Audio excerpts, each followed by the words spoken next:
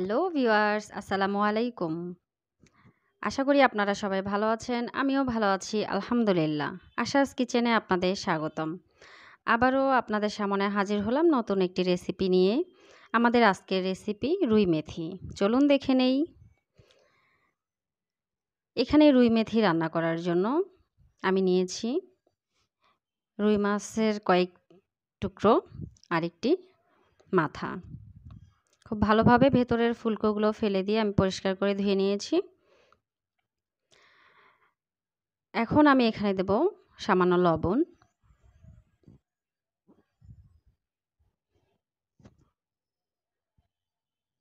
দিব হলুদ গুঁড়ো হাফ চা চামচ,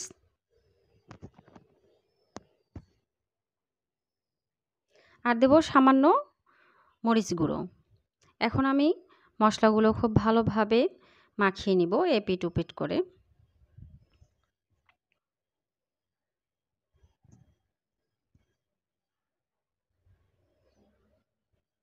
মশলাগুলো আমার মাখিয়ে নেওয়া শেষ। আর রুই মেথি রান্না করার জন্য যা যা লাগছে, এখানে নিয়েছি টক দই। আমি টক দইটা ভালোভাবে ফিটিয়ে নিয়েছি। নিয়েছি পেঁয়াজ বাটা, আর এখানে নিয়েছি আদা রসুন বাটা, কাঁচামরিচ বাটা, জিরা বাটা। নিয়েছি লবণ স্বাদ মতো, ধনে গুঁড়ো, হলুদ গুঁড়ো, মরিচ গুঁড়ো। আর এখানে নিয়েছি মেথি 1 টেবিল চামচ আর একটি শুকনো মরিচ। আর নিয়েছি এখানে 2টো টমেটো কিউব করে কেটে। একটি ফ্রাই প্যানে তেল দিয়ে দিব। তেলটা গরম হয়ে এলে আমি মাছগুলো এক এক করে দিয়ে এপিট ওপিট ভালোভাবে ভেজে নিব। এই ফাঁকে বলে নিচ্ছি, আপনারা যারা আমার চ্যানেলে নতুন, প্লিজ তারা আমার চ্যানেলটি সাবস্ক্রাইব করবেন, লাইক কমেন্ট শেয়ার দিয়ে পাশে থাকবেন।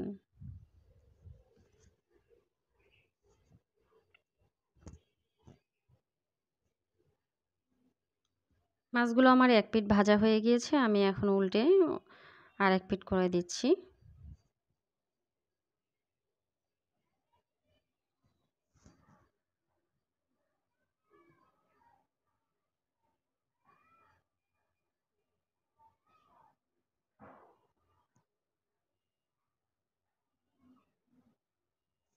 আমার মাছগুলো এপিট ওপিট করে ভাজা হয়ে গিয়েছে। এখন আমি সবগুলো মাছ এক এক করে তুলে নিচ্ছি। এখন মাছের মাথাটা ভেজে নেব। ব্যাস, আমার মাছের মাথাটাও ভাজা শেষ। এখন চলে যাব মূল রান্নায়। এই রান্নাটা অবশ্যই সরষের তেল দিয়ে করতে হবে। এখানে আমি সরষের তেল দিলাম হাফ কাপ পরিমাণ, আর ফোড়ন দিয়ে দিলাম মেথি আর শুকনো মরিচ।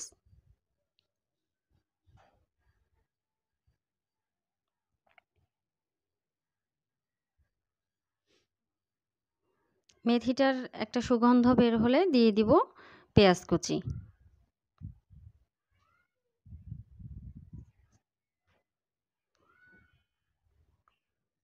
পেঁয়াজগুলো লাল লাল হয়ে আসলে দিয়ে দিব পেঁয়াজ বাটা। এখানে আপনারা পেঁয়াজ কুচিটা ইচ্ছে করলে স্কিপ করতে পারেন। আমি এখানে দুটোই ব্যবহার করেছি। এখন আমি মরিচ বাটা, জিরা বাটা আর আদা রসুন বাটাগুলো দিয়ে দিব।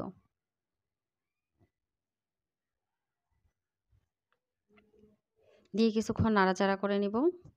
এরপর দিব মরিচ গুঁড়ো, হলুদ গুঁড়ো, ধনে গুঁড়ো আর লবণ। এখন আমি এখানে সামান্য পানি দিয়ে মশলাগুলোকে ভালোভাবে কষিয়ে নিব। মশলাগুলো অবশ্যই ভালোভাবে কষিয়ে নিতে হবে, যেন কাঁচা পেঁয়াজের গন্ধটা চলে যায়। এরপর দিয়ে দিব আমি কুচি করে কেটে রাখা টমেটোগুলো। টমেটোগুলো সেদ্ধ হওয়ার জন্য আমি এখানে সামান্য পানি দিয়ে দিলাম। এখন আমি এটা ঢেকে 5 মিনিটের মতো রান্না করব, যেন টমেটোগুলো খুব ভালোভাবে সেদ্ধ হয়ে আসে। ব্যাস, 5 মিনিট পর ফিরে আসলাম। পানিগুলো টেনে গেছে, দেখতেই পাচ্ছেন তেল উঠে আসছে। আর টমেটোগুলোও সেদ্ধ হয়ে গিয়েছে।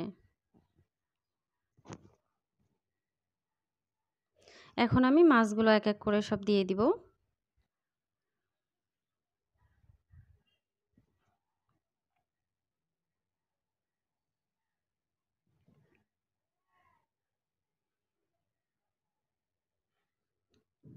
আস্তে আস্তে নেড়ে নেব যেন মাছগুলো ভেঙে না যায়।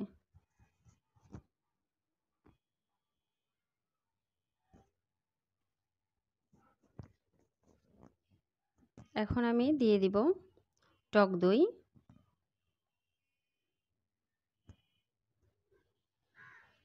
বাটিটা ধুয়ে সামান্য পানিও দিয়ে দিব।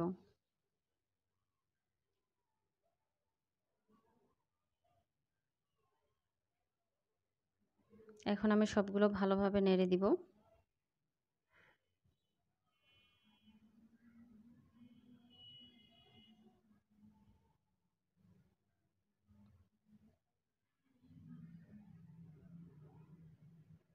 ঢেকে দিয়ে রান্না করব 5 মিনিটের মতো।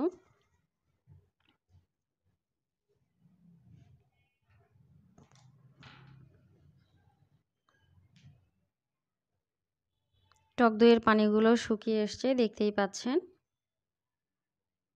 মাছগুলো আমার কষানো শেষ। এখন আমি সামান্য ঝোলের পানি দিব।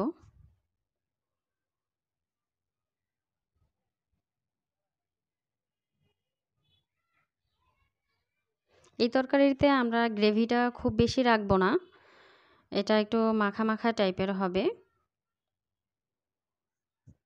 এখন আমি দিয়ে দিব কয়েক টুকরো কাঁচামরিচের ফালি আর দিব ধনে পাতা কুচি।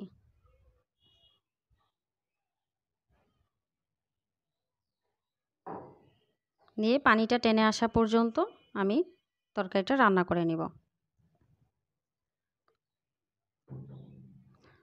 দারুণ একটা মানে সুগন্ধ বের হয়েছে, এখনই খেতে ইচ্ছে করছে।